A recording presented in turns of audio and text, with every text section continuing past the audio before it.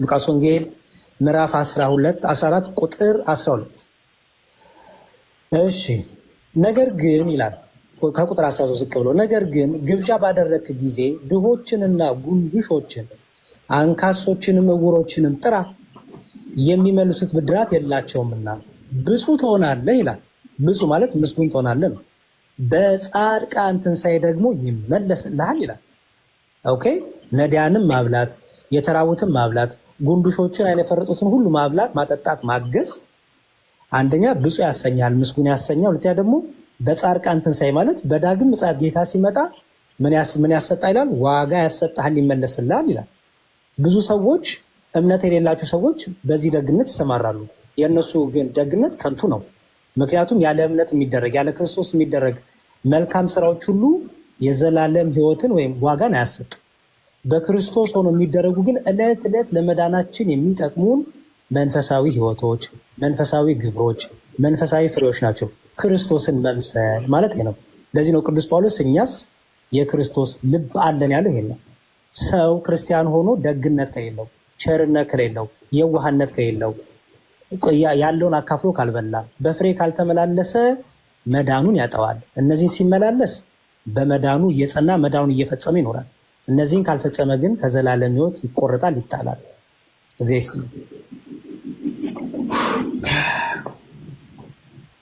እነዚህም ቢሆን እዚህ ኮመንት ትጽፋለህ እንደዚህ ዝም ብለህ ማድመጥ የሚገባ አይዶን ነው። ይህ ዝም ብለህ እጅን አሳረፈ የምታደምጠው ሰው ነው። እግዚአብሔር ይባርክልኝ። ቴንኪው። ያመነው እምነት ትክክልም ይሁን አይሁን ሊገባኝ በሚችል መንገድ ነው ቅልል ባለ ነገር ይነገረን ማለት ነው። ማምታታት የለ፣ መጮህ የለ፣ ማወናበድ የለ፣ መጮህ የለ። እግዚአብሔር እድሜና ጤና ይስጥልኝ መምህር መዝሙረ ያሬድ ቁም ነገር። እሺ ወደ ኤርሚ ኤፍሬም ባለ ጊዜው ስለገባ ወደ ኤርሚ እሺ፣ በዚህ ጉዳይ ላይ ጨምር 4 ደቂቃና ወደ ኤፍሬም ሄጄ ጠቅለላ አድርገን እንሰነባበታለን ማለት ነው። ኤርሚ አለ?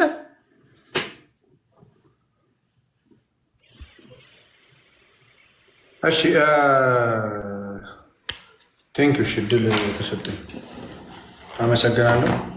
አክቹዋሊ ዮኒ እያወራ መሀል ላይ እንዲህ ነው አይደል ይለኛል። ለዛ ነው እየመለስኩ የነበር። በጣም እኔ እንግዲህ ከዱርዬነት አንጻር ከምንም አንጻር ጥሩ ነኝ እዚህ ላይ ብዬ አስባለሁ። እንዲሁም ሰው ማዳመጥ ላይ እና ረጅም ሰዓት አዳምጣለሁ እና ጥያቄን ደግሞ ስፔሲፊክ ተደርጎ ስላልተነገረልኝ የኔ ጥያቄ ሳይነካ አክቹዋሊ ሰው ሊማር የሚችለው እንዴት ነው ቴዲዬ? እኔ ከመጽሐፍ ቅዱስ አንጻር እንግዲህ አነሰም በዛም የተወሰነች ነገር ለአወራን የገባሁት አይደል፣ ልጠያየቅን የገባሁት እዚህ ጋር አንተ መሀል ላይ ነህ፣ እኔ በዚህ በኩል ነኝ፣ ዮኒ በዚህ በኩል እና ከኔ ሳይድ ያለው ጥያቄ መሰማት አለበት ከአንተ ብቻ ሳይሆን ኮዝ ተጠያየቁ ስለሆነ ማለት ነው ሀሳብ ከዛ አንጻር ነው እንጂ እኔ አክቹዋሊ ችግር የለብኝም እኮ ሰው የፈለገውን ነገር ቢከተል።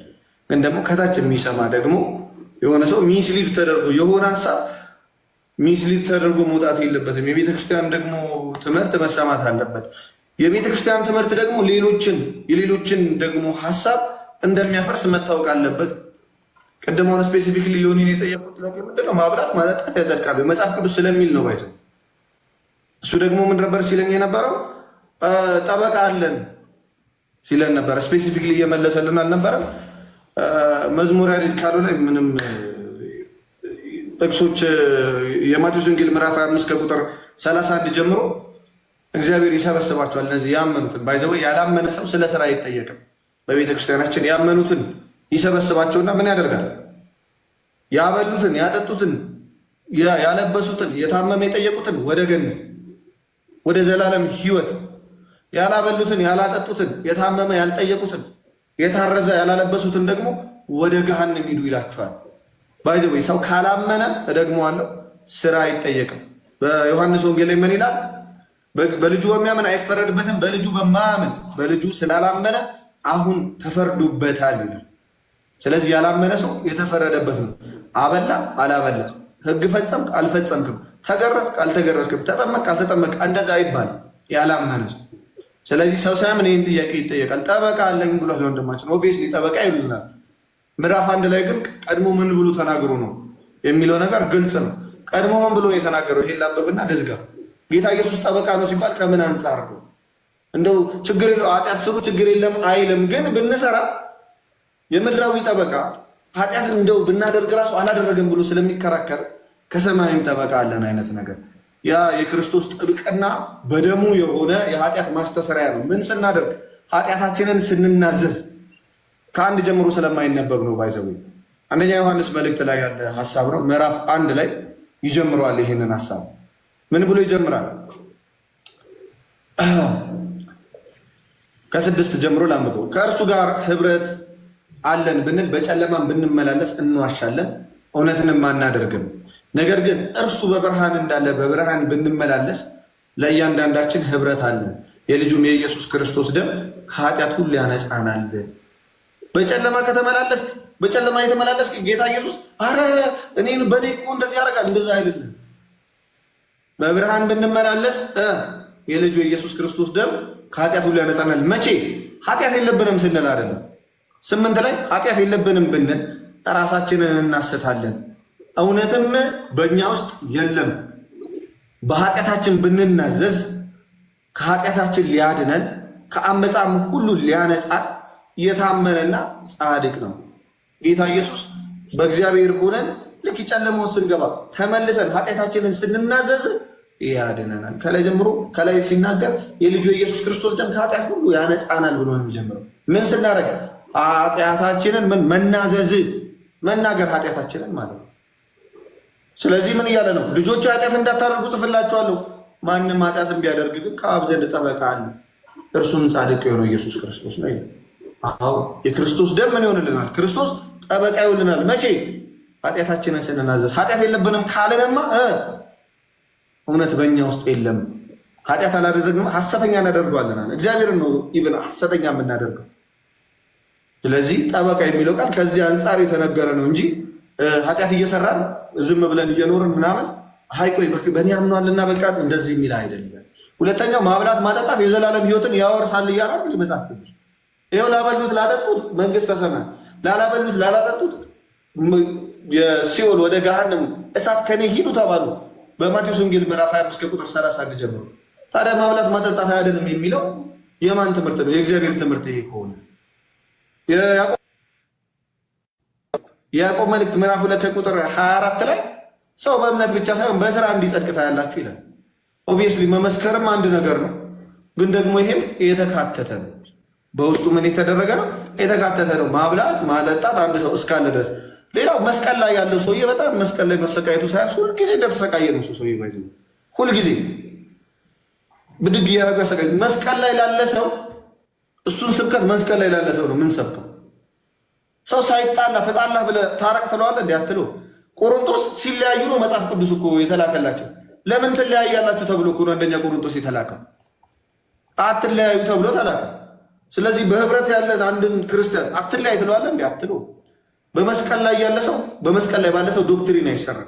ተጠመቅ ከኃጢአትህ ንጻ አላሉ ቅዱስ ጴጥሮስ። በመስቀል ላይ ላለ ሰው እንደዛ አይባልም። ወርዶ አይጠመቅም መቼስ። መልካም ስራም የሚባለው ለሚኖር ሰው ነው። ስለዚህ በክርስቶስ ኢየሱስ ካመንን በኋላ መልካም ስራን መስራት ለጽድቅ ነው። መጽሐፍ ቅዱስ እንደሚለው እንላለን። መጽሐፍ ቅዱስ ሰው በእምነት ብቻ ሳይሆን በስራ እንዲጸድቅ ታያላችሁ ይላል። አጸድቄ ከዛ በኋላ ደግሞ ስለጸደቅኩ ነው እንጂ ለመጽደቅ አይደለም። ስለጸደቅኩ ነው ያንን ጽድቅ ደግሞ ለመፈጸም ለመጽደቅ ይለኛል መጽሐፍ ቅዱስ። ስለዚህ መጽሐፍ ቅዱስ እንደሚለኝ ይላሉ። ማብላት ማጠጣት ያጸድቃል፣ መንግስተ ሰማያት ያወርሳል አለኝ መጽሐፍ ቅዱስ። መጽሐፍ ቅዱስ እኔ በሙሉ እቀበላለሁ እንደ ክርስቲያን።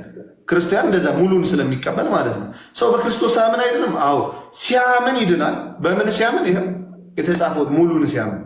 ማብላት ማጠጣት አያድንም ካለ ሲጀመር አላመንም ክርስቶስን ይላል። ክርስቶስ ራሱ ባይዘው ክርስቶስ ነው የሚለው። ሰው በእምነት ብቻ ነው እንጂ በስራ አይድንም ካለ ያው መጽሐፍ ቅዱስን ይቃወማል። እንግዲያውስ የክርስቶስ አማኝ ሳይሆን የክርስቶስ ተቃዋሚ ነው ማለት ነው። ሰው ጥምቀት ለኃጢአት ስርየት አይሆንም ካለ ይኸው አላመነም ማለት ነው። አማኝ አይደለም እሱ። ስለዚህ ከዚህ አንጻር ቤተክርስቲያን ታስተምራለች። ማብላት ማጠጣት በክርስቶስ ላመነ ሰው ድህነት የሚጀመርና የሚጨረስ እንጂ የሚጀመር ብቻ ስላልሆነ ድህነታችንን እንፈጽማለን። ያን ደግሞ መጽሐፍ ቅዱስ ጽድቅ እንደሚለው ያጸድቃል መልካም ስራ እንላለን።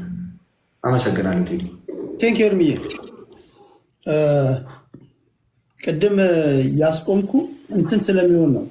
ምን ይሆናል መሰለኝ እኔ አዋይ ሆኜ ከተቀመጥኩኝ እኔ የምጨነቀው ለአድማጭ ተመልካቾቼ ነው። ዮናስ ምን እንደሚል፣ ኤርሚ ምን እንደሚል፣ መዝሙር ምን እንደሚል፣ አቶ ኤፍሬም ምን እንደሚል አድማጮቻችን ፍንትው ያለ ነገር ምስል ከሳች በሆነ ነገር ካልሰሙ ይረበሻሉ። እና ባክኤንድ ፎርዝ ሲሆን ምን መሰለህ እንደ ብርድ ልብስ የተተለተለ ውይይቶች ወዴት እንደሚሄዱ አውቃለሁ። እና ወደ አላስፈላጊ ነገር እንዳትገቡ መስመር ከማስያዝ አኳያ ነው። አንዱ ይጠይቃል፣ አንዱ ያደምጣል። ጥያቄ ግን በላይ ሲሆን ውይይት መሆኑ ይቀርና ያሰክረናል፣ ያዞረናል። እና ለዛ ነው ምናልባት ተቆጥቼ ከሆነ አምሶሪ ኤርሚ ኦፌንድ ቁጣው ሳይሆን እኔ መሀል ላይ ማለት ነው ጥያቄ ምንድን ነው እያለ ምናልባት ወይ እሱን አልሰማሁም። እሱን እንለፈው። ጥያቄ እንደዚህ ነው ወይ እያለ ሲጠይቀኝ የተናገርኩት እንጂ መሀል ላይ አንድም ቦታ የለም። ሪካርዱን የሆነ ነገር ችግር የለውም፣ እንቀጥላለን። ብዙ አርስቶች እያወጣን እንደዚሁ እንማማራለን። ቴንኪው ኤርሚዬ። ዮኒ እሺ፣ ወደ አንተ ልምጣና ከዛ ወደ አቶ ኤፍሬም እመጣለሁ። እሺ፣ እሱ ባለው ላይ ልመልስለት ስለምፈልግ ነው። ኤርሚሻዬ እኛ ዊ ፋሚሊ ነው ማርቧት። እኔ አሁን ቅድም እንዳለው እሱም ኤርሚሻን ለረጅም ጊዜ የማውቀው ወንድሜ ነው። በጣም የሚመቸኝ ሰው። ማናችንም ብንሆን እዚህ ውስጥ ያለ ነው የምንተዋወቅ፣ ተከባብረን ያለ ነው። እኔ የምድንበት መንገድ እሱ የሚድንበት የሁላችንም የተለያየ ነገር አለው። ስለዚህ በዛ አይነት ላይ ሀሳቦች መሰጣጠት ተፈላለግን፣ ሀሳብ እየተሰጣጠን ነው። ስለዚህ አሁን የሚለው በስራ ለሚለውና እዚህ መጽሐፍ ቅዱስ ምን ይላል እኛ የምናስበውና መጽሐፍ ቅዱስ የሚለው ምናልባት ሊለያይ ይችላል። እኔ የኔን ሀሳብ አይደለም የምናገረው፣ የመጽሐፍ ቅዱስ ሀሳብ ነው። ቅድም አንድ ጠቅሽ የአሁኑም ደግሞ የሮሜ ሰዎች ምዕራፍ 3 ከቁጥር 22 ጀምሮ እናነበው። የቀደሙ እንዳለው ነው ማለት ነው። ስለዚህ ምን ይላል? እርሱም አሁን ምን ይላል? ከምዕራፍ ከ21 ጀምሮ እናነበው። አሁን ግን በሕግና በነቢያት የተመሰከረለት የእግዚአብሔር ጽድቅ ያለ ሕግ ተገልጧል። ያለ ሕግ ተገልጧል። እርሱም ለሚያምኑ ሁሉ የሆነ በኢየሱስ ክርስቶስ በማመን የሚገኘው ጽድቅ ነው፣ ልዩነት የለም። በኢየሱስ ክርስቶስ በማመን የሚገኘው የእግዚአብሔር ጽድቅ ነው፣ ልዩነት የለም። ሁሉ ኃጢአትን ሰርተዋልና፣ እንግዲህ ሕግ ያሉት ሰዎች በሙሉ ነው። ሁሉ ኃጢአትን ሰርተዋልና የእግዚአብሔርም ክብር ጎድሏቸዋል። ሙሉ በሕግ ጸድቃለሁ የምትል በሙሉ በእግዚአብሔር ዘንድ ስትታይ ምን ሆና? ይኸው መጽሐፍ ቅዱስ እኔ አይደለም ከኪሴ አውጥቼ የምናገረው አለ። ሁሉም ኃጢአትን ሰርተዋልና የእግዚአብሔርም ክብር ጎድሏቸዋል። በኢየሱስ ክርስቶስም በሆነው ቤዛነት በኩል እንዲያው በጸጋው ይጸድቃሉ ይላል መጽሐፍ ቅዱስ። ናት ሜ ሁሉም ኃጢአት ሰርተዋል። በሕግ እኖራለሁ፣ ሕግ አከብራለሁ፣ በሕግ በዚህ ገብቼ የሚለው የሰውን አስተሳሰብ ወስዶ በክርስቶስ ቤዛነት እንዲሁ በጸጋው ነው ያጸደቀ።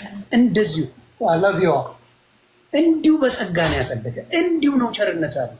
አለበለዚያ በሕግ የምንጸድቅ ከሆነ አሁንም የሚለው እዚህ ጋር ነው ትልቁ ለምን እግዚአብሔር አንድያ ልጁን የሚወደውን ልጁን አምጥቶ በሕግ የሚጸድቅ ሰዎች ካሉ ለምን አይሆንም ነው? ለምን በክርስቶስ ቤዛነት የሚጸደቅ ነው። አሁን ጽድቁ ያለ በስራ በመስዋዕት በማድረግ በፊት በመስዋዕት በእነ ሙሴ ዘመን መስዋዕት ያቀርባል። ከዛ ኃጢአታቸው ይሰረይላል። ይሄ ነው የሚደረገው። አሁን ግን በኢየሱስ ክርስቶስ በማመን ቤዝነት እንዲሁ በጸጋው እንዳለ ነው የሚለው። ሁሉን ኃጢአትን ሰርተውልና የእግዚአብሔርን ክብር ጎድሏቸዋል። እዚህ ምድር ላይ ክብር ያልጎደለው ማንም የለም። ሙሉ ክብርን አጥተዋል። እና አሁን ክብር ጎዶልናል። ኃጢአት ሰርቻለሁ እና ምን ላድርግ? ልስራ? ሕጉን ላክብር? ምን ላድርግ እየተባለ አይደለም ግራ እየተጋባ ያለው ምንድን ነው? መፍትሄ ነው አይደለም የምትፈልገው። እዚህ ጋር ሁሉም ክብር ጎድሏል ይላል መጽሐፍ። ሁሉም ኃጢአትን ሰርተዋልና ሁሉ አሁን በስራ አንጸድቅም። በምን አልጸድቅም? በምን ሲል መፍትሄውን ማን አምጥቷል? እግዚአብሔር አምላክ መፍትሄውን ሰጠ። እዚሁ ላይ በኢየሱስ ክርስቶስም በሆነው ቤዛነት በኩል እንዲያው በጸጋ ይጸድቃሉ። እኔ የማወራው ሳይሆን እኔ በስራ እንዲያደርጋለሁ እኔ በዚህ ሆናለሁ የምለው ሳይሆን በሱ በማመን በቤዛነቱ በማምንበት ጊዜ መንፈስ ቅዱስ ነው የምትሞላው። ከዛ ስራዎችን ሁላ ያስተካክለዋል። የክርስቶስ ቤዛነት ኃያልነት በእኔ ለምሳሌ ሌሎቹን እያልኩ አይደለም፣ ለአንተ ነው ማብራለሁ።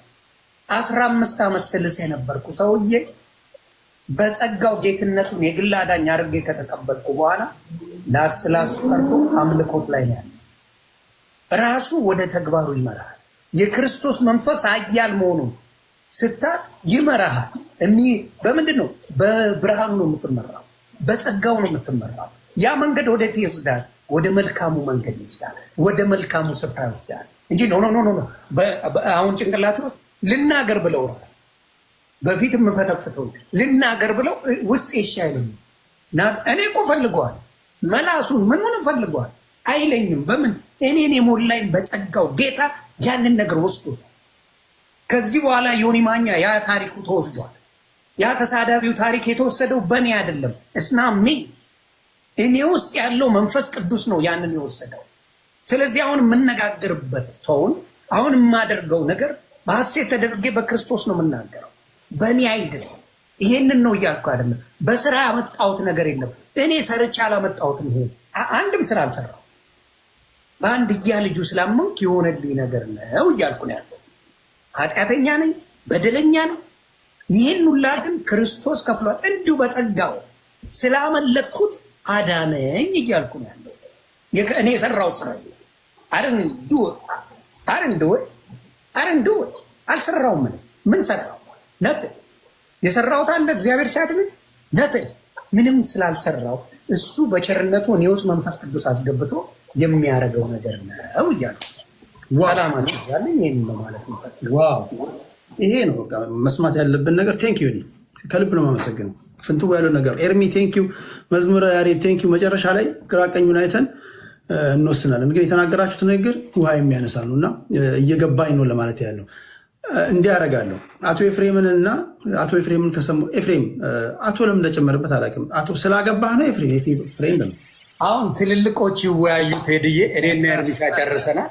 ሌላ ጊዜም እንደዚህ እየመጣን መወያየት እንችላለን። መዝሙረ ዳዊትም ኤፍሬምም ትልልቅ የሃይማኖት ሰዎች ስለሆኑ እነሱ ቢነጋገሩ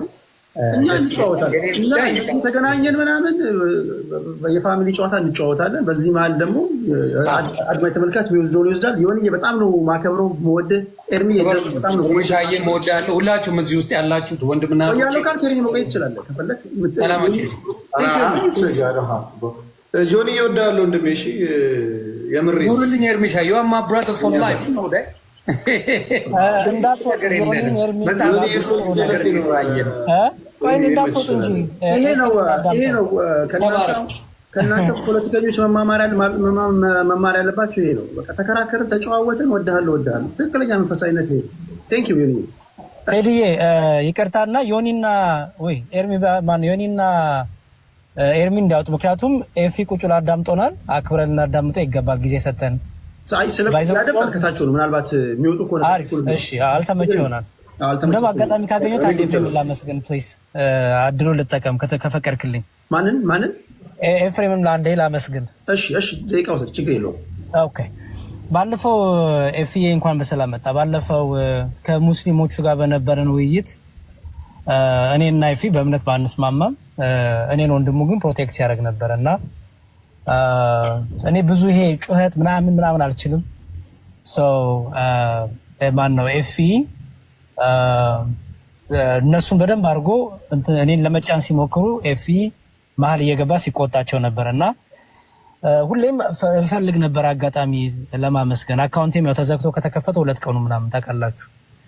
አሁን ካገኘሁት አይቀር ታንክ ለማለት ፈልጋለሁ። የእምነት ልዩነት አለን ኦብቪየስ፣ ግን ደግሞ የዛለት ሙስሊሞቹ ሊዋሹን ሲሞክሩ እንዲያው ሊንጫጩ ሲሞክሩ እኔ ላይም ዝም በሉ ብሎ በደንብ አዳምጡት ብሎ ስለተቆጣ ያው እንደ ወንድምም ያን ነገር ስላደረገ ይሄንን ክሬዲት መስጠት ፈልጋለሁ። እኔ በጣም ክሬዲት በመስጠት ማመስገን የማምን ሰው ነኝ። የእምነት ልዩነት ቢኖርም ከምስጋና ለሚገባው ምስጋና አቀርባለሁ እና ኤፍዬ ታንኪዩ ለማለት ነው። እግዚአብሔር ያክብርልኝ። በቃ ቀጥሉ። እኔ እዚህ ጋር ቴዲ ተወንክ ምናምን አትበሉኝ እንጂ ባለቅስ ደስ ይለኛል። ትህትና በቃ ይሄ ነው። አብዛኞቻችን ቁም ነገር የጎደለን ነገር ትህትና። አሁን አብዛኞቻችሁ ሰው አታመሰግኑም። ኢቭ ነው ቀን ቆጥሮ ቀን ጠብቆ ማመስገን ቀላል አይደለም። ስንቶቻችሁ ይሄን ታደርጋላችሁ? አሁን አብዛኞቻችሁ ከዚህ ስትወጡ ለመሰዳደብ አጸያፊ ነገር ለመነጋገር በዚች እንኳን ሞመንት ምን ያህሎቻችሁ ምን ተማራችሁ እንኳን ቢባል አይ ዶንት ኖ ምን ያህሎቻችሁ እንደምትደግሙት እንኳን አላውቅም። እና እግዚአብሔር ያክብር፣ ትልቅ ነገር ነው። የግድ ጎስፕል የግድ ከመጽሐፍ ቅዱስ ቨርስ ብቻ መጥቀስ አይጠበቅብም። በስራም በትህትናም ታስተምራለህ፣ ሰው ተወስድ እንደዚህ ታስተምራለህ። እና ትህትና አይጓደልብህ፣ ደስ የሚል ነገር ነው። እንደዚህ ወንድሞች እርስ በርስ ሲቀባበሉ ማየት ደስ ይላል። ጥሩ ነገር እየተማማረን እንደሆነ ነው እኔ የሚታወቀኝ። አቶ ኤፍሬም ይናገርና እንዲህ ላድርግ፣ መርሃ ግብሬ የማጠናቀው አቶ ኤፍሬም ከተናገረ በኋላ መዝሙረ ይናገርና ከዚህ በኋላ የምቆየው ስንት ደቂቃ መሰላችሁ? ማክሲመም የምቆየው 15 ደቂቃ ነው። 15ቱን ደቂቃ እንዴት ላከፋፈል? በአቶ ኤፍሬም እና በመዝሙረ ያሬድ መካከል ላድርግና 5 ደቂቃ ይወሰዱና ከዛ ከ5 ደቂቃ በኋላ ድጋሚ 3 ደቂቃ ልስጣችሁና ለሪቫይዝ ለማድረግ እንሰነባበታለን። ኤርሚ አታወራም ማለት ነው። ኤፊ 6 ደቂቃ ተጠቀም። ከዛ መዝሙረ ያሬድ 6 ደቂቃ ትጠቀማለህ። መጨረሻ ላይ ሪቫይዝ አድርጋችሁ ለሌላ ጊዜ ቀጠሮ ይዘን እንለያያለን። ኤፊ አንተ ነው። እሺ፣ አመሰግናለሁ ቴዲዬ። ታንኪዩ ያሬድ፣ ይህንም አመሰግናለሁ ስለ እንትኑ። ያው ግን እናንተ የምታደርጉት ነው፣ ሌላ ጊዜ ያረኩትን የተለየ ነገር አላረኩም። መጽሐፍ ቅዱስ ላይ የሚነሱ እንትኖች ሲመጡ የጎንዮሹን ነገር አስቀምጦ መጽሐፍ ቅዱስ እንዲፌንድ ማድረግ አይ ቲንክ እሱ ነው ካልቸራችን የሁሉ እሺ። በጣም በተሰጠኝ አጭር ደቂቃ ጥቂት ነገር ከተነሱ ጋር ተስማሚ የሆነ ነገር ላስ አሁንም አይ ቲንክ ቴዲን ማዕከል አድርገን ነው የምናወራው። ቴዲን ነው እያስረዳን ያለ ነው። እሺ የእግዚአብሔር ልጅ ሰው እንዴት ይሆናል የሚለውን ከዛ ልጀምር። ዮሐንስ 1:12 ላይ እንደዚህ ይላል፣ ሰው የእግዚአብሔር ልጅ እንዴት ይሆናል? አሁን ለምሳሌ የእግዚአብሔር ልጅ መሆን ብትፈልግ ቴዲዬ መጽሐፍ ቅዱስን ሄደህ የእግዚአብሔር ልጅ መሆን እፈልጋለሁ እኔ እና ምንድን ነው ማድረግ ያለብኝ ስትል ዮሐንስ እንደዚህ ይልሃል በ1:12 ላይ ለተቀበሉት ሁሉ ግን በስሙ ለሚያምኑ ለእነርሱ የእግዚአብሔር ልጆች የሆኑ ዘንድ ስልጣን ሰጣቸው አለ። ለነማ የእግዚአብሔር ልጅ የሆኑ ዘንድ ስልጣን ሰጣቸው አለ። ኦኬ፣ የእግዚአብሔር ልጆች የሆኑ ዘንድ ስልጣን የተሰጣቸው ሰዎች አሉ። እነማን ናቸው እነዚህ? ጌታን የተቀበሉና በስሙ የሚያምኑ። ጌታን ስትቀበል በስሙ ስታምን ምን ትሆናለህ? የእግዚአብሔር ልጅ ትሆናለህ። ማን አለ? ኤፍሬም ባለ ጊዜ በፍጹም ዮሐንስ ነው ያለው፣ ሐዋርያ ዮሐንስ። እሺ ገላትያ 3:26 ላይ እንደገና እንደዚህ የሚል ቃል ታገኛለህ። በእምነት በኩል ሁላችሁ እሺ፣ በምን በኩል? በእምነት በኩል ሁላችሁ በክርስቶስ ኢየሱስ የእግዚአብሔር ልጆች ናችሁና ይላል። ቴዲ የእግዚአብሔር ልጅ ከሆንክ እንዴት ትሆናለህ መሰለህ? በእምነት በኩል ነው የምትሆነው። በጥምቀት በኩል ትሆናለህ? ኖ፣ በጥምቀትማ ከታች እኮ ይናገራል። በእምነት በኩል ሁላችሁ በክርስቶስ ኢየሱስ የእግዚአብሔር ልጆች ናችሁና ካለ በኋላ ምን ይልሃል መሰለህ? ከክርስቶስ ጋር አንድ ተሆኑ ዘንድ የተጠመቃችሁ ሁሉ ክርስቶስን ለብሳችሁታል ይላል። አየህ፣ ጥምቀትን እኮ ያነሳል ከታች። ከላይ ግን ምን ይላል? በእምነት በኩል ሁላችሁ በክርስቶስ ኢየሱስ የእግዚአብሔር ልጆች ናችሁና ይላል። የእግዚአብሔር ልጅ መሆንን ለማን ይሰጣል? ለጥምቀት። አይ መልበስን ለጥምቀት ይሰጥና የእግዚአብሔር ልጅ መሆንን ደግሞ ለእምነት ይሰጣል ማለት ነው። ስለዚህ በእምነት በኩል ነው። በምን በኩል? በጥምቀት ነው። በእምነት በኩል ሁላችሁ የእግዚአብሔር ልጆች። አዎ ሁላችን በምንድን የሆን ነው ማለት ነው? በእምነት በኩል ነው የእግዚአብሔር ልጆች የሆን ነው። ኦኬ። ሌላው እንግዲህ በጣም በሰፊ ሲነሳ የነበረ ሀሳብ ነው። እንግዲህ ሰው ዳግመኛ ለመወለድ ከውሃና ከመንፈስ መወለድ አለበት። ውሃ የምትለዋን ነገር ስለ ጥምቀት ተደርጋ የተተረጎመች ነገር አለች እና መጠቃቀቅ አለበት ነው አይደለም። ኢየሱስ እዚሁ ክፍል ላይ ዮሐንስ 3:16 ላይ እያብራራ ይመጣና በእርሱ የሚያምን ሁሉ የዘላለም ሕይወት እንዲኖረው እንጂ እንዳይጠፋ እግዚአብሔር አንድ ልጁን እስኪሰጥ ድረስ እንዲሁ ዓለሙን ወዶአልና ይልና ዓለም በልጁ እንዲድን ነው እንጂ በዓለም እንዲፈርድ አላከውም ይላል። ሰው በልጁ ያመነ አይፈረድበትም፣ ያመነ አይፈረድበትም፣ ያላመነስ አሁን ተፈርዶበታል ይላል። ራሱን እያብራራ ሲመጣ ስለማመን እንደሚያወራ ጌታ ኢየሱስ በግልጽ ይናገራል። ስለዚህ ከላይ ከውሃና ከመንፈስ የሚለው ውሃ የሚለው ቃል ውሃ የሚል ቃል ስላለ ጥምቀት የሚል ቃል የለም። ውሃን ለጥምቀት መስጠቱ ብዙ ጊዜ እንደዛ ተደርጎ ይፈታል፣ ግን ትክክል አይደለም። ውሃ የሚለው እዛ ጋር ከቃሉ ስለመወለድ ነው፣ ከቃሉና ከመንፈሱ። ሌሎች በርካታ ክፍሎች ላይ እሱን ስለሚያነሳ ማለት ነው። አትሊስት 2 ጊዜ በእምነት በኩል የእግዚአብሔር ልጅ እንደሚሆን አሳይቻቸዋለሁ ማለት ነው። በጣም ያለኝ ደቂቃ በጣም አጭር ስለሆነ ነው። እንደዚህ ይላል ገላትያ 2 ላይ ገላትያ 2:16 ነገር ግን ሰው በኢየሱስ ክርስቶስ በማመን እንዲጸድቅ እንጂ በሕግ ስራ እንዳይሆን አውቀን ስጋ የለበሰ ሁሉ በሕግ ስራ ስለማይጸድቅ እኛ ራሳችን ከሕግ ስራ ሳይሆን በክርስቶስ ኢየሱስ እምነት እንጸድቅ ዘንድ በክርስቶስ ኢየሱስ አምነናል አለ። ኦኬ በምን አመንን? በኢየሱስ ክርስቶስ። ለምን? እንጸድቅ ዘንድ። የህግ ስራስ ነው? የህግ ስራ የሚባለው ቅድም ማለት ነው። ይሄ እንዲያርግ የሚባሉት ጠቅላላ የህጎች ማለት ነው። እነሱን በማድረግ አይደለም አለ ሲባል በህግ ስራ ሳይሆን በክርስቶስ ኢየሱስ አምነን እንጸድቅ ዘንድ በክርስቶስ ኢየሱስ አምነናል አለ። ስለዚህ እምነት እንግዲህ ከጽድቅ ከተነሳ ሁልጊዜ ድነት፣ ጽድቅ፣ የዘላለም ህይወት ከተነሳ እምነት አለ ማለት ነው። እሺ ኤፌሶን 2:5 ላይ ምን ይላል መሰለ? ከወደደን ከትልቅ ፍቅሩ የተነሳ በበደላችን ሙታን እንኳን በሆንን ጊዜ ከክርስቶስ ጋር ህይወት ሰጠን፣ በጸጋ ድናችኋልና አለ። ኧረ ቴዲ ሙት እያለህ ምን ትሰራለህ? ከወደደን ከትልቅ ፍቅሩ የተነሳ ካለ በኋላ በበደላችን ሙታን እንኳን በሆንን ጊዜ ሞታል። አንተ የሞተ ሰው ይሰራል? ሙት በሆንን ጊዜ ከክርስቶስ ጋር ህይወት ሰጠን። የሞተ ሰው ነው ህይወት የተሰጠው። ሞታል። አንተ ምን ትሰራለህ? ጭራሽ ህይወትም የለህም። የሞተ ሰው ህይወት ሰጠና በጸጋ ድነሃል አለ። ከዛ በኋላ 8 ላይ ምን ይላል መሰለ? ጸጋው በእምነት አድኗቸዋልና አለ። ይህም የእግዚአብሔር ስጦታ ነው እንጂ ከእናንተ አይደለም አለ። ጸጋው በምን ያድናቸዋል? አይደለም። ጸጋው በእምነት ያድናቸዋል? ኖ አድኗቸዋል። ይህም የእግዚአብሔር ስጦታ ነው እንጂ ከእናንተ አይደለም አለ። እንዴ ቴዲ እኔ መነጽር ገዝቼ ብሰጥ አንተ ምን አስተዋጽኦ አለህ ከመቀበል ውጭ? የእግዚአብሔር ስጦታ ነው ከአንተ አይደለም አለ ሐዋርያ ቅዱስ ጳውሎስ። ከዛስ ማንም እንዳይመካ ከስራ አይደለም አለና 4 ነጥብ መጣ። ማንም እንዳይመካ ከምን አይደለም? ከስራ አይደለም። በስራዬ ነው ብትል ከጸጋው ተለይቶ ወድቋል ነው የሚለው ጳውሎስ።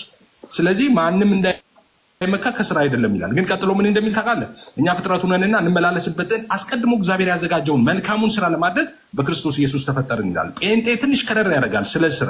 ስለ ስራ ምን ይላል መሰለ? ለመጽደቅ አንሰራም ይላል ጴንጤ። ግን የተፈጠርነው ዳግም የተወለድነው መልካሙን ስራ ለማድረግ ነው ይላል። መልካሙን ስራስ እንዴት ነው የምታደርገው? በራስህ ቴዲ። ይሄ ያዳነ ጸጋ ራሱ ነው። ምን ይላል መሰለ? ቲቶ 2 ላይ እንደምታየው እንደዚህ ይላል፣ ሰዎችን ሁሉ የሚያድን የእግዚአብሔር ጸጋ ተገልጧል ይላል። ምን የሚል? ሰዎችን ሁሉ የሚያድን ያ አሁን ያየነው ኤፌሶን ላይ ጸጋ ተገልጧል አለና ይህ ጸጋ ይላል ምን ያደርጋል? ያዳነህ ጸጋ ማለት ነው። ኃጢአትንና ዓለማዊ ምኞትን ክደን የተባረከውን ተስፋችን እሱም የታላቁን አምላካችን የመድኃኒታችን የኢየሱስ ክርስቶስን ክብር መገለጥ እየጠበቅን ራሳችንን በመግዛት በጽድቅ እግዚአብሔርን በመምሰል በአሁኑ ዘመን እንድንኖር ያስተምረናል። አየህ፣ ያ ያዳነ ጸጋ ራሱ አድኖ አይለቅህም። መልካምን ስራ እንድትሰራ። መልካም ስራ ማለት እንዳልኩት ከዚህ በፊት እንጨት መፍለጥ፣ ውሃ መቅዳት አይደለም። የክርስቶስን ህይወት መኖር ማለት ክርስቶስን መምሰል ማለት ነው። ኦኬ፣ ያን እንድታደርግ የሚያደርግህ ራሱ ያዳነ ጸጋ ነው። አድኖ ብቻ አይለቅህም። ኦኬ፣ ኃጢአትና ዓለማዊ ምኞትን የሚያስክድህ እንኳን እሱ ነው። ለዛ ነው እኮ አንተ መልካም ስራ ሰርታ አትመሰገንም። ምን ይላል መጽሐፍ ቅዱስ መሰለ? መልካሙን ስራችሁን አይተው በሰማይ ያለውን አባታችሁን ያከብሩ ዘንድ አለ። እንዴ መልካሙን ስራ አይተው ለምንድን ነው ቴዲን የማያመሰግኑት? ለምን? የሰማይ አምላክ ኖ ማድረግን መሻትንም ማድረግንም የሚሰራ በእናንተ እግዚአብሔር ነው ተብሏላ። እግዚአብሔር ነው እንጂ ከአንተ አይደለም። መልካም ስራ ሁሉ ስትሰራ ከአንተ አይደለም። ያ ያዳነ ጸጋ ነው አቅምና ጉልበት የሚሰጥ። ስለዚህ የአንተ አስተዋጽኦ የለበትም። ሐዋርያት ስራ ምዕራፍ ጨረስኩኝ እንዴ? ደቂቃ አልቋል። የመጨረሻ የምትለው ካለ አንድ ደቂቃ። እሺ አንድ ደቂቃ ይጨመርልኝ። እሺ አንድ ደቂቃ ከሆነ የተጨመረ የመጨረሻውን ብቻ አንድ ሀሳብ ብቻ ብዬ ልጨርስ። እዛ ጋር የመጨረሻውን ብቻ አንድ ሀሳብ ብቻ አንድ ብቻ ልናገርና ልጨርስ። ያዕቆብ ላይ የተነሳ አለ፣ በተደጋጋሚ ይነሳል። ያዕቆብ ላይ ምን ይላል? ሰው በእምነት ብቻ ሳይሆን በስራ እንዲጸድቅ ታያላችሁ ይላል። ኦኬ፣ ሰው በምን ብቻ? በእምነት ብቻ አይጸድቅም በስራም ጭምር እንጂ ይላል። ከዛ እዛ ጋር የሚያነሳው ለምሳሌ አድርጎ ምንድን ነው? አብርሃም አመነ ጽድቅ ሆኖ ተቆጠረለት፣ ያለው ተፈጸመ፣ የእግዚአብሔር ወዳጅ ተባለ ይላል። ከላይ ምንድን ነው የሚለን? አሁን ካውዱ ሙሉን ስታነበው እንግዲህ ለወንድሞች የተጻፈ ነው፣ ለክርስቲያኖች የተጻፈ ነው። አብርሃም አመነ ጽድቅ ሆኖ ተቆጠረለት ይልና ከዛ በኋላ አብርሃም ደግሞ ጽድቅ ሆኖ ተቆጠረለት የተባለው ያ የተፈጸመው ልጁን ሲያቀርብ ነው አለ። ግን አብርሃም የጸደቀው መቼ ነው? ልጁን ሲያቀርብ ነው። እንደዚህ ክፍል ላይ እንዳለው ኖ። ይኸውልህ ዘፍጥረት 15:6 ላይ አብርሃም ገና ይስሐቅ ከመወለዱ ከ20 ምናምን ዓመት በኋላ በፊት እሺ ከመወለዱ ገና ይስሐቅ ሳይታሰብ ከ20 ምናምን ዓመት በፊት አብርሃም እግዚአብሔርን አመነ ጽድቅ ሆኖ ተቆጠረለት ይላል ዮሐንስ ዘፍጥረት 15:6 ላይ። ስለዚህ እዚህ ጋር ካዲያ ዮሐንስ እዚህ ጋር ዘፍጥረት ላይ አብርሃም አመነ ጽድቅ ሆኖ ተቆጠረለት የተባለው ገና ልጁ ሳይወለድ ከ20 ምናምን ዓመት በፊት ነው። ካዲያ እዚህ ጋር ለምንድን ነው አብርሃም እንግዲህ የጸደቀው በስራ ነው የሚል እንደዛ ብሎ መሟገቻ ነው? ክፍሉ እንደዛ አይደለም የሚለው። አብርሃም በስራ ጸደቀ ሳይሆን እዚህ ጋር እያለ ያለው ክፍሉ በአጠቃላይ የሚያወራው ከስራ የተለየ እምነት የሞተ ነው ክፍሉ የሚያወራው። አብርሃምም በስራ ነው እምነቱን የገለጠው ነው። ስለዚህ የኛ የወንጌላውያን እምነት በነገራችን ላይ ከስራ የተለየ እምነት ያለው የሰይጣን እምነት ነው። በነገራችን የክርስቲያን እምነት አይደለም እንዳልኩ እኛ የያዳንን ጸጋ ስራ የምንሰራበትን አቅም የሚሰጠን ነው እና ስራና እምነት አይለያይም ነው። ተባረኩ። ኦኬ፣ በመሀል አንድ ማስታወቂያ ልናገርና ወደ መዝሙር ሄዳለው። ሮብ ወይም ደግሞ ሐሙስ ቀኑን አሳውቃችኋለሁ በቴሌግራም። የቴዲ ሐዋሳ የቴሌግራም ቤተሰብ ያልሆናችሁ ዛሬ አይዶን ነው ፕሮግራሜ ፖለቲካ ነበር። እንደ አጋጣሚ ዮኒ መጥቶ ወደ መንፈሳዊ ጉዳይ መተናል። አይዶን ነው እንግዲህ በዚህ አጋጣሚ የተጠቀማችሁ ላላችሁ ሰዎች መልካም እንትን ሊሆን ይችላል። ፖለቲካ ይደርሳል። የሆነ ሆኖ በዚህ ሳምንት አቶ ልደቱ አያሌው ይመጣሉ። አቶ ልደቱ አያሌው ጥያቄ ካላችሁ ጥያቄዎቻችሁን ከ2 ደቂቃ ያልበለጠ ሳታንዛዙት ማለት ነው ጥያቄ ላኩልኝ በዋትሳፕ። ቴሌግራም ላይ ቴዲ ሐዋሳ ብላችሁ ስልካችሁን አውጥታችሁ ቤተሰብ ሁኑና እዛ ላይ ፖስት አድርጌዋለሁ። የስልክ ቁጥር አለ፣ የስቱዲዮ ስልክ ቁጥር አለ። በዛ ነው ጥያቄ የምትልኩት። በዛውም ቤተሰብ ትሆናላችሁ፣ ዜናዎችን ታነባላችሁ። ላይፍ ስንገባ አጀንዳዎች ምን እንደሆኑ እንድታነቡ ይረዳችኋል ለማለት ያን ነው። ቴዲ ሐዋሳ ከ4600 በላይ ቤተሰብ ያለው የቴሌግራም ቻናል ነው። እዛ ቤተሰብ ሁኑ። ጥያቄዎቻችሁን እየላካችሁ ያላችሁ ማላችሁ እያየሁኝ ነው። ያላካችሁ ላኩ። ይሄን ነው የምለው። እሺ ወደ መዝሙር ልምጣ። መዝሙር 6 ደቂቃ አለ። ከዛ የመጨረሻው ዙር ላይ ሰመራይዝ ነው የምናደርገው። 3 ደቂቃ ስጣችሁና እንሰነባበታለን። እሺ እግዚአብሔር ይስጥልኝ፣ ያስጀምርልን። እሺ በጣም ጥሩ። እንግዲህ እዚህ ላይ አሁን ቅድም ኤፍሬም እያነሳው ሀሳብ አለ። እሱ ያነሳው ሀሳብ ላይ ከኋላ ልጀምር። ያዕቆብ መልእክት ላይ አብርሃም አመነ እምነቱ ጽድቅ ተቆጠረለት የሚለው እንደዛ አይልም ንባቡ አለ። ንባቡ ይላል ኤፍሬም፣ ይሄ በደንብ አላስተዋለው ከሆነ አላውቅም። ይኸው ምን ይላል ንባቡ? አባታችን አብርሃም ይስሐቅን በመሰው በቀረበ ጊዜ በስራ የጸደቀ አልነበረም። ምን ይላል? እምነት ከስራው ጋር አብሮ ያደርግ እንደነበር በስራም እምነት እንደተፈጸመ ትመለከታለህ። መጽሐፍም አብርሃም እግዚአብሔር አመነ ጽድቅ ተቆጠረለት ያለው ተፈጸመ፣ የእግዚአብሔርም ወዳጅ ተባለ። ሰው በእምነት ብቻ ሳይሆን በስራ እንዲጸድቅ ታያላችሁ ይላል። ስለዚህ አብርሃም በስራ ጸደቀ፣ እምነቱን በስራ በመግለጡ ጸደቀ ይላል። አብርሃም በእምነት ጸደቀ ብቻ ብሎ አይደለም የሚዘጋው። ምን ብሎ ይዘጋዋል? የአብርሃም እምነቱ አጸደቀው ማለት ይላል። እዚህ ጋር ሲታዩት ይኸው እምነት ከስራው ጋር አብሮ ያደረገ ስለነበረ በስራ እምነት እንደተፈጸመ ይላል። ስለዚህ እምነት በስራ ተፈጽሟል። አብርሃም ደግሞ ከዛ የተነሳ በእምነቱም በስራው በመግለጹ ጸደቀ ይላል። ይሄ ቃል በቃል ንባብ ነው። እዛ ጋር ሶሪ ስለገባው ፖዝ ላድርግ። እዛ ጋር ኢቭን የአብርሃም ህይወት ራሱ ከስራ ውጭ የተለየ ነው። ለምሳሌ አሁን አብርሃም ራሱ ይስሐቅን ለመሰዋት እንደ በግ ይዞት የሚሄዱ ራሱ አክሽን አይደለም፣ ስራ ነው አይደል? እኛ ምን እናምናለን መሰለህ? መታዘዝ ነው። አብርሃም ባይታዘዝ ኖሮ ትዕቢተኝነት ነው፣ ማመኑ ከንቱ ናት። ምክንያቱም አብርሃም ውጣ ሲባል እግዚአብሔር አምኖ ወጣ። ልጅን ሰዋ ሲባል አይ አልሰዋም ቢል ምኑን ታመነ? ለእግዚአብሔር። ስለዚህ ማመን በመታመን ይፈጸማል ብለን እናምናለን። ለምሳሌ አዳም የማመን ችግር አልነበረበት፣ የመታመን እንጂ። አዳም እኮ እግዚአብሔር አልካደም፣ ለእግዚአብሔር መታመን የከበደው። አብርሃም እግዚአብሔር ውጣ ወደ ማሳይ ቦታ ወጣ ሲለው እግዚአብሔርን አምኖ ወጣ። አምኖ ብቻ ወጣ አይደለም፣ እግዚአብሔር ደግሞ ልጅን ሰዋ አለው። አይ አልፈልግም ቢልስ አይሆንም። ተገረዝም ተብሏል እኮ በጣም ብዙ ነገር አድርግ ተብሏል። እግዚአብሔር በእነዛ ነገሮች አርግ የተባለው ነገር በእምነት በስራ ባገልጣቸው ነው። ከእምነት በኋላ አክሽን ራሱ ይታይ የአክሽን ስቴፕ አለ ማለት ነው። እምነትና ጽድቅ የጽድቅ ስራ የሚነጣጠሉ አይደሉም። ምክንያቱም ከእምነት የተለየ ከስራ የተለየ እምነት የሞተ ነው ስለሚል እምነትና ምግባር ተለያይቶ አይታወቁም፣ አይሄዱም። የአንድ ሳንቲም ሁለት ገጽታ ናቸው። አንዱ ከአንዱ የሚቀድም አንዱ ከአንዱ የሚለይ አይደለም። ምክንያቱም አጋንንትም ያምናሉ አለማመንማ። አጋንንትም እኮ የእግዚአብሔር ልጅ እንደሆነ ያምናሉ። የአጋንንት እምነት አለ፣ የሚያድን እምነት አለ። የአጋንንት እምነት አያድንም።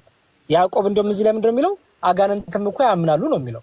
ታዲያ አንተ እምነት እንደው ልዩነቱ ሲለን አጋንንት በምግባር አይገለጡ፣ እምነታቸው አያድናቸው። ምክንያቱም በምግባር በፍሬ አይገለጡ።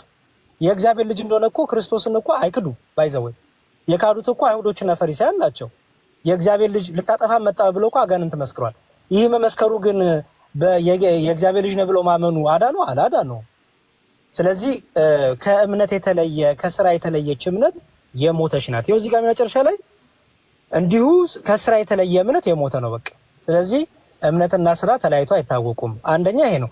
ሌላው በተደጋጋሚ ሮሜ መልእክት ላይ ቅድም ሲነሳ ይቻሉ። ሮሜ ላይ ስራ ስራ ስራ እንዴ! ሮሜ ስለምንድን ነው የሚያወራው? ለምንድን ነው አንደርስታንድ የማናደርገው? ቅዱስ ጳውሎስ ሮሜ መልእክቱ ላይ ስራ ስራ እያለ ገላትያ ላይ ሮሜ ላይም ሲያወራ ምን እያለ እንደሆነ እስቲ እናዘይ። ለምሳሌ ሮሜ 3 ሲጀምር ከቁጥር 1 ጀምሮ የሚያወራው ስለ ግርዛት ነው የሚያወራው። ምን ይላል? እንግዲህ አይሁዳዊ ብልጫው ምንድነው? ወይስ የመገረዝ ጥቅሙ ምንድነው? በሁሉ ነገር ብዙ ነው። አስቀድሞ የእግዚአብሔር ቃላት አደራ ተሰጥቷቸው ታዲያ ምንድነው? የማያምኑ ቢኖሩ አለማመናቸው የእግዚአብሔር ተማኝ ያስቀራልና እንዲሁ አይሁን ይልና እያወራ ያለው ስራ እያለው የሚተናገር ያለው ቅዱስ ጳውሎስ ይሄንን ነው። ምክንያቱም አይሁዶች በግርዘታችን ድነናል፣ በግርዘታችን ጸድቀናል እያሉ ይመኩ ነበረ። ስለዚህ ምን እያላቸው ነው ቅዱስ ጳውሎስ? በግርዘታችሁ አልጸደቃችሁም፣ የዘላለም ሕይወት የሚገኘው በግርዘት አይደለም በስራ አይደለም እያለ ያለው ይሄንን ነው። ያለበለዚያማ ኢየሱስ ክርስቶስ በዳግም ምጽአት ላይ ብራብ አላበላችሁኝ፣ ብጠማ አላጠጣችሁኝም የሚለው ሐሳብ ሊጋጭ ነው። እዚህ ጋር ታዲያ ስራ እያለ ያለው ቅዱስ ጳውሎስ ምንድነው ቢባል ክፍሉ ራሱ እያወራ ያለው አውዱ ስለምንድን ነው? የአይሁዳዊ ብልጫው ምንድን ነው? ምክንያቱም ከአሕዛብ የመጡ አሉ፣ ከአይሁድ ደግሞ በጥምቀት የመጡ አሉ፣ በግርዘት የተገረዙ ግን በኋላ የተጠመቁ፣ አሕዛቦች ደግሞ ያልተገረዙ ግን ደግሞ በጥምቀት ነው የመጡ። ስለዚህ አይሁዶች እነዚህን አሕዛብን ያስጨንቁ ነበረ፣ እኛ እኮ በግርዘት የበለጥነን እያሉ። ስለዚህ ምን አለ ቅዱስ ጳውሎስ? የእናንተ የሕግ ስራ ምን ይጠቅማቸዋል? መገረዛችሁ የኦሪቱ መስዋዕት ምን ይጠቅማቸዋል እያለ ነው እንጂ መልካም ምግባር በነዳያንን ማብላት ባልንጀራ እንደራስ አድርጎ መውደድ የሕግ ሁሉ ፍጻሜ እኮ ነው። ባይዘው እግዚአብሔርን መውደድና ባልንጀራ እንደራስ አድርጎ መውደድ እኮ የሕግ ሁሉ ፍጻሜ ነው። ስለዚህ ሮሜ ያወራ ያለው ስለምን እንደሆነ ፕሊዝ እንዲያው ትዊስት አታርጉት ወንድሞቻችን። ሕግ ስራ እያለ ያለው የትኛውን ነው? በመገረዝ በኦሪት መስዋዕቱ ያለው ነው እየተናገረ ያለው። የሚገርመው ነገር እንዲህ ይላል። እዛው ላይ ደግሞ ሌላም ክፍል ቅድም ተነስቶ ነበረ። ሮሜ ስንት ተነስቶ ነበር? ሮሜ 2ም ተነስቶ ነበረ። ሮሜ 2ንም እንየው እስቲ። ሮሜ 2:13 ተነስቶ ነበር። ምን የሚል? በእግዚአብሔር ፊት ሕግን የሚያደርግ ምንድነው አይጸድቁም ይላል። ሮሜ 2:13 ግን ይሁት በእግዚአብሔር ፊት ሕግን የሚያደርጉት ይጸድቃሉ ይላል። እና ሊጋጭ ነው እንዴ? ቅድም ሕግ አያጸድቅም አለም ጳውሎስ፣ መልሶ ደግሞ ሕግ የሚያደርጉ ደግሞ ይጸድቃሉ አለ። ስለዚህ ማጥናት ያስፈልጋል ማለት ነው። ሕግ የተባለው ምንድነው? ስራ የተባለው ምንድነው የሚለውን በደንብ ጠንቅቆ ማንበብ ይፈልጋል። ሮሜ 2:6 እና 7 ከፍለን ስናነብ እንዲህ ይላል። ይሁት እርሱ ለእያንዳንዱ እንደ ስራ ያስረክባል ደግሞ ይላል። በበጎ ስራ በመጽናት ምስጋናና ክብርን የማይጠፋውንም ሕይወት ለሚፈልጉ የዘላለም ሕይወት ይሰጣቸዋል ይላል። እንዴ ለምን ይሄን ከፍላችሁ አታነቡትም? ፕሮቴስታንት ወንድሞቻችን ከታች ብቻ ሕግ አያጸድቅም የሚለውን ይዛችሁ ከላይ ግን ምን ይላል? ስራ ያጸድቃል እኮ ያለው። ይሄው በበጎ ስራ በመጽናት ምስጋናና ክብር የማይጠፋውንም ሕይወት ለሚፈልጉ ይላል የዘላለም ሕይወት ሰጣቸው ይላል። ይሄ የበጎ ስራ የተባለው ስለመገረዝ አይደለም እንጂ፣ ምክንያቱም መገረዝ አለመገረዝ አይጠቅምም። ስለዚህ በበጎ ስራ በመጽናት መልካም ስራ በማድረግ የዘላለም ሕይወት ይገኛል። በበጎ ስራ በመጽናት ምስጋናና ክብርን የማይጠፋውንም ሕይወት ለሚፈልጉ የዘላለም ሕይወት ይሰጣቸው ይላል። እዛው ሮሜ መልእክቱ ላይ እዛው ዝቅ ብሎ ደግሞ ይላል በእግዚአብሔር ፊት ሕግን የሚያደርጉት ይጸድቃሉ እንጂ ሕግን የሚሰሙ አይጸድቁም ይላል። ሮሜ 3 ላይ ያለውን ደግሞ ላንሳ። ቅድም ተነስቶ ስለ ነበር ወንድማችን ያነሳው ሮሜ 3:1 ላይ ያለው ነው። ሮሜ 3:24 ላይ ቅድም ዮኒ ያነሳውንም አንድ ላይ ልመልሰው። እዩት እዚህ ጋር በኢየሱስ ክርስቶስ በሆነው ቤዛነት በኩል እንዲያው በጸጋው ይጸድቃሉ ብሎ ቅድም ዮኒ ደጋግሞ ሲያነሳ ነበር። እሺ አንድ ይቃለች አንድ ይቃ ጨምራለሁ። እሺ እርሱም እዩት እዚህ ጋር ከላይ ስለ መገረዝ አወራና ስለ መገረዝ ነው እያወራ ያለው። ሕግ እያለ ያለው ስለ መገረዝ ነው። ከዛ 24 ላይ ዝቅ ብሎ ይላል 25 ይዩት። አሁን ግን ይላል ይህም የሕግ ስራ በመስራትና ስጋ የለበሰ ሁሉ በእሱ ፊት ስለማይጸድቅ ነው አለና በእርሱ ለሚያምኑ ሁሉ የሆነ በኢየሱስ ክርስቶስ በማመን የሚገኘው የእግዚአብሔር ጽድቅ ነው ይላል። ስለዚህ በግርዘት አይደለም፣ የኦሪትን ሕግ በመጠበቅ አይደለም፣ የመቅደሱን ሕግ በመጠበቅ አይደለም፣ በእንስሳት መስዋዕት አይደለም። በምንድን ነው? ከዚህ በኋላ የአይሁዳዊ ብልጫው የለም። አይሁዳዊም ግሪካዊም አሕዛብም ቢሆን በማመን የጽድቅን ሕይወት ያገኛሉ እያለ ነው እንጂ የሕግ እዛው በነካጂ ሮሜ 2:25 እስቲ ያንብብልኝ። እሺ አወስከኝ። ሮሜ 2:25 ደግሞ እንዲህ ይላል ሕግን ብታደርግ መገረዝ ይጠቅማል፣ ሕግን ተላላፊ ብትሆን ግን መገረዝ አለመገረዝ ሆኗል ይላል። ስለዚህ ሕግ እያለ እያወራ ያለው ቅዱስ ጳውሎስ በየአውዱ ሲፈታ ስለ መገረዝ ያወራል፣ ደግሞ ስለ መልካሙ ሕግ ደግሞ ያወራል፣ ስለሚያጸድቀው ሕግም ያወራል። ስለዚህ እሱን ያዙልኝ። ማጠቃለያ ሀሳብ ሰጥቼ ላቁም። ቆላሲየስ ላይ እንዲህ ይላል። ቆላሲየስ ላይ በጣም ይቅርታ ሰዓት። ቆላሲየስ 1:10 እስከ 12 እንዲህ ይላል። ምን ይላል? ይሁት በበጎ ስራ ሁሉ ፍሬያችሁ እያፈራችሁ በእግዚአብሔር እውቀት እያደጋችሁ ከደስታም ጋር በሁሉ ለመጽናት ለመታገስ እንደ ክብሩ ጉልበት መጠን በኃይል ሁሉ እየበረታችሁ በቅዱሳንም ርስ በብርሃን እንድንካፈል ያበቃንን አብን እያመሰገናችሁ በነገሩ ደስ ልታሰኙ ለጌታ እንደሚገባ ትመላለሱ ዘንድ እንለምናለን ይላል። በምን በበጎ ስራ ሁሉ ፍሬ እያፈራችሁ ይላል። እግዚአብሔር እንጨርሻለሁ። እዚህ ጋር ምንም ምን የከሸፈ ትውልድ ነው። አሜን አይልም እኮ አሜን አትልም። እንደዚህ አይነት ወንጌል እየሰማ አንተን በሆነ የተወርውሬ ነበር ኮመንት ውስጥ ምገባው። ለመሳደብ ቢሆን አፍህ ክፍት ነው፣ ረጅም ነው። ስድብ ለመጻፍ ቢሆን እንዲህ ያለ ነገር እዚህ ቲክቶክ ላይ በታሪክ ሰምተህ አታውቅም። በነገር ላይ ወደ ኤፍሬም እመጣለሁ። ይሄ ነው በቃ ዲስከሽን ዲስከሽን ሪል የሆነ ውይይት ይሄ ነው። ቴንኪው መዝሙሬ ቃለ ሕይወት ያሰማለን።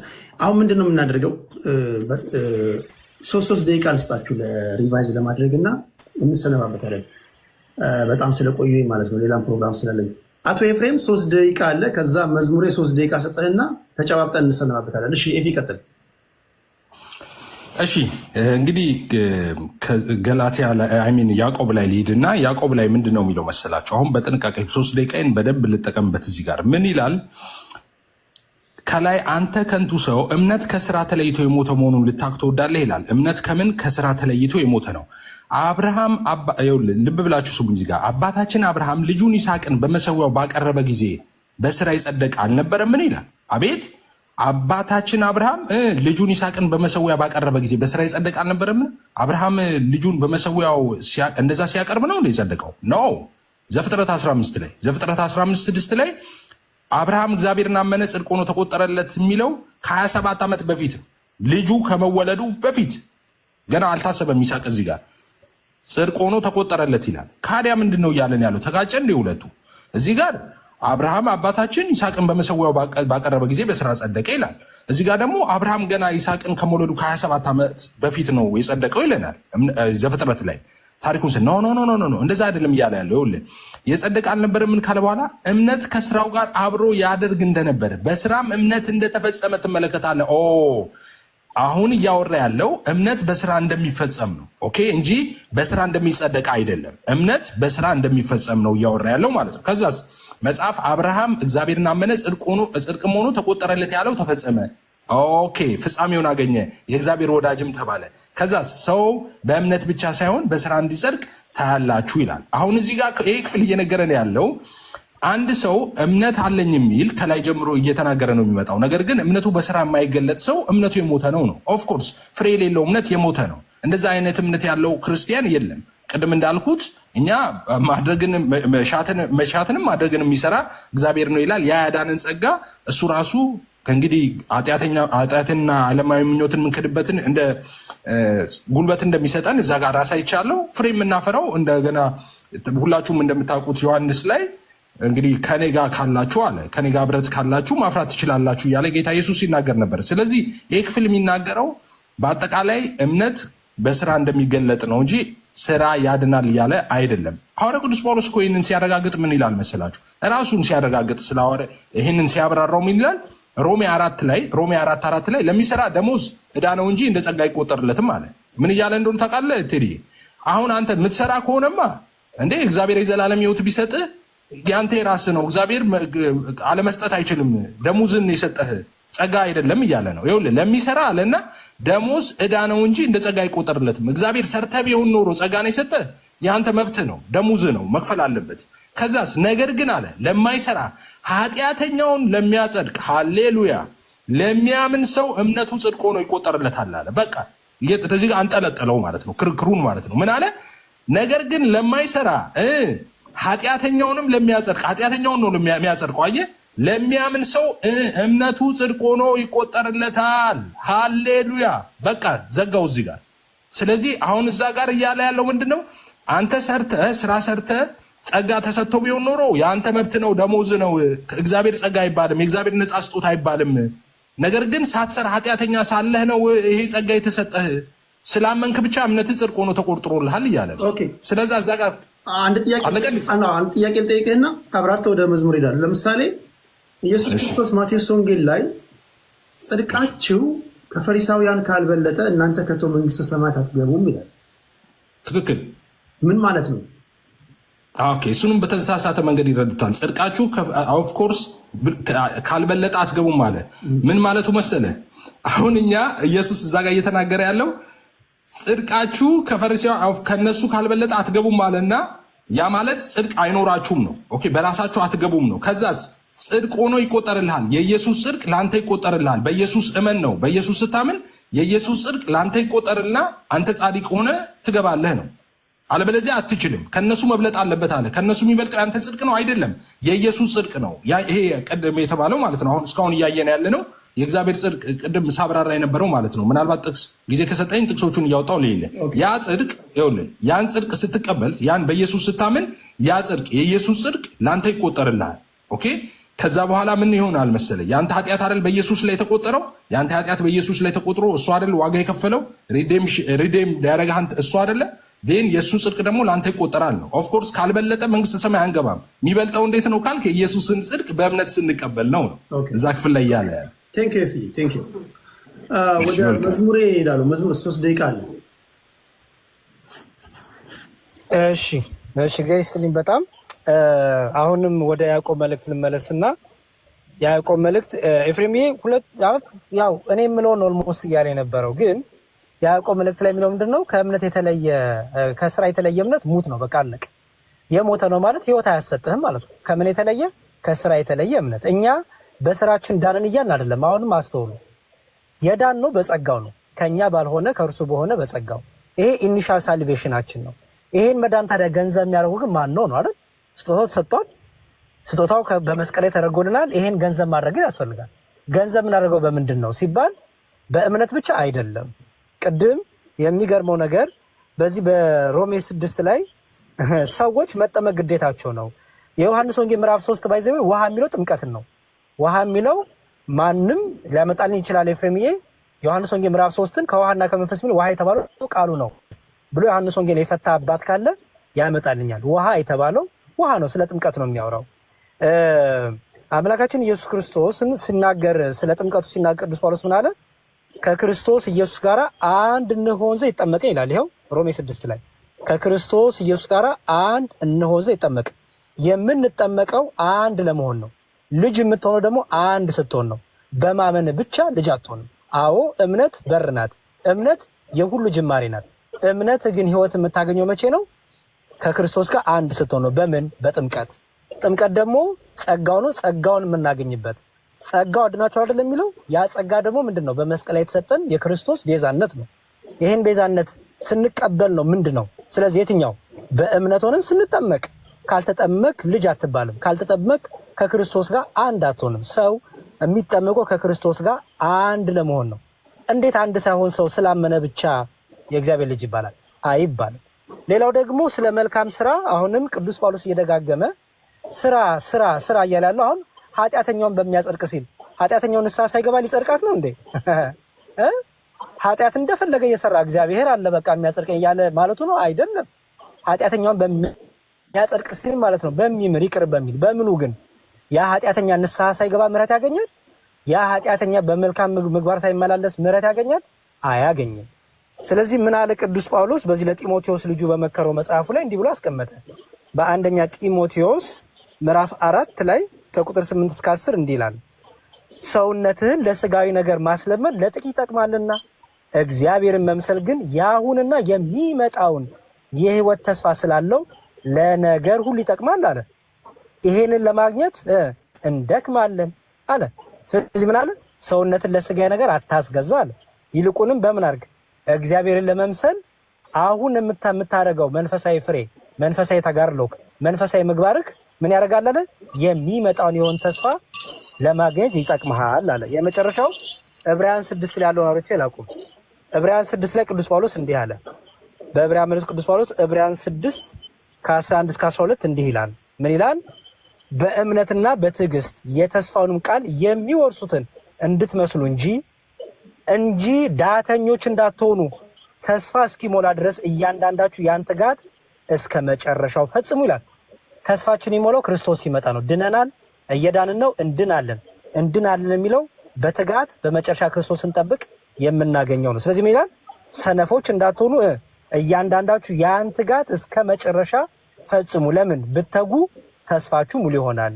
ስለዚህ ተይድየን የምመክርህ በኦርቶዶክሳዊ ተዋሕዶ ሃይማኖት ትጋት ዕለት ዕለት ከዳነ ክርስቲያን ይጠበቃል። ለምን ካልተጋ መዳኑን ያጣዋል። ሰው ስላመነ ብቻ አይድንም። ክርስቶስን በማመን በመጠመቅ ህብረት ማድረግ አለበት። ልጅነት ያገኛል፣ በፍሬ ይመላለሳል። እግዚአብሔር ይስጥልኝ። በጣም ቃላት የለኝም። በጣም ነው ማከብራችሁ፣ በጣም ነው መወዳችሁ። በተለያዩ አጀንዳዎች ላይ አሁን በመዳን ላይ ነው ያለ ነው። የሚቀጥለው ደግሞ በብዙ ጉዳዮች ላይ እንደዚህ እያወራን የደረሳችሁበትን እውቀታችሁን ትሰጡናላችሁ። ኤፊዬ በጣም ነው መወደ ማከብርህ። መዝሙር እንደምታውቀው በጣም ነው መወደ ማከብርህ። ኤርሚያችን በጣም ነው መወደ ማከብርህ። ዮኒ ማኛ እያደመጥክ ነው። በጣም ነው መወደ ማከብርህ። ለአድማጭ ተመልካቾች የሚገርም እውቀት ነው ያካፈላችሁት። በክብር አሰናብታችሁ። እሺ እግዚአብሔር ይስጥልን። እናመሰግናለን። ኤፊዬ እናመሰግናለን። ኤርሚዬ ቴዲ ታንኪዩ ቴዲ ሁላችሁም ኤርሚ ያሬዲ ታንኪዩ ሁላችሁ ነው። ሰላም ያገናኘንሽ ባይ ኤፊ ወጣን። እሺ ኤፊን አንበሳው ኤፊን እንደምወደው ሳልነግረው ትላለህ። ከዛ ኤኒዌይስ ኤፊ ኢዝ አክቹዋሊ ላይክ ከትምህርቱ አንጻር ሳይሆን ካለው የእምነት ቅናት ምናምንና እንደ ላይክ በቃ በኮንፊደንሱ በብዙ ነገሩ ነው። አንዳንድ ሰው እንደዚህ አይተህ ምን አለ ወደ ቤተክርስቲያን ቢመጣ ምናምን ብለህ የምትመኘው አይነት ሰው አለ። ለእኔ ነው የምላቸው፣ ሌሎቻቸው አላውቅም። እና እግዚአብሔር እኔ ነው እኔ አሁን ምናምን አለው በእኛ ቤተክርስቲያን ክርስቶስ የቤተክርስቲያን ራስ ነው እና ከዛት ከቤተክርስቲያን ራስ ደግሞ አንድ ጊዜ የሰጠው ትምህርት አለ። በዛ ትምህርት አምኖ ሲጠመቅ ደግሞ ሰው ወደ ቤተክርስቲያን ይቀላቀላል። ከዛች ከተመሰረተችው መሰረት ውጭ አይመሰረትም ብለን እናምናለን። እና በዛች ውስጥ ቢገባ ብዬ ከምመኛቸው እግዚአብሔር ነው ከምመኛቸው በጣም ከምናፍቃቸው ከልቤ ሰዎች ነው። እጸልይለታለሁ። ቴንኪዩ እርምዬ እወዳለሁ ማለት ነው። በጣም ማከብረ እንገናኛለን። እሺ እርምዬ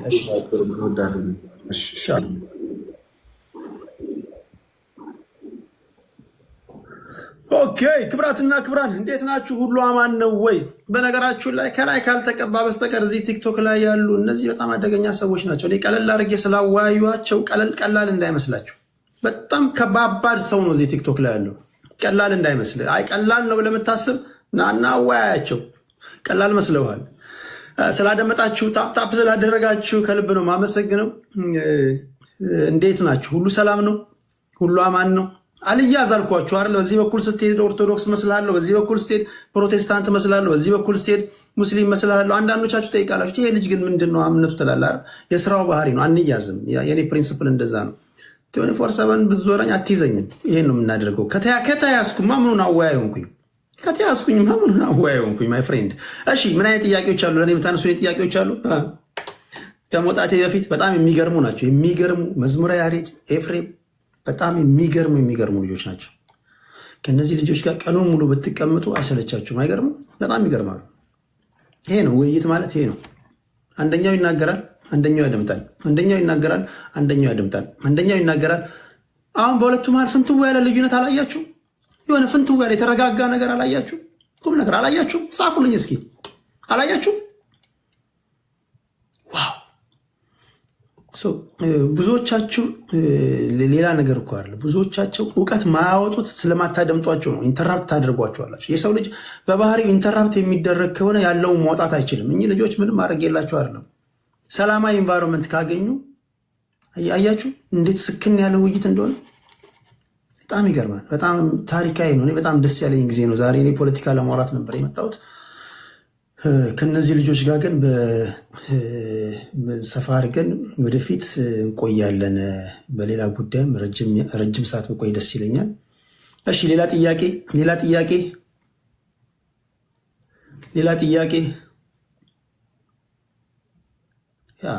በጣም የሚገርም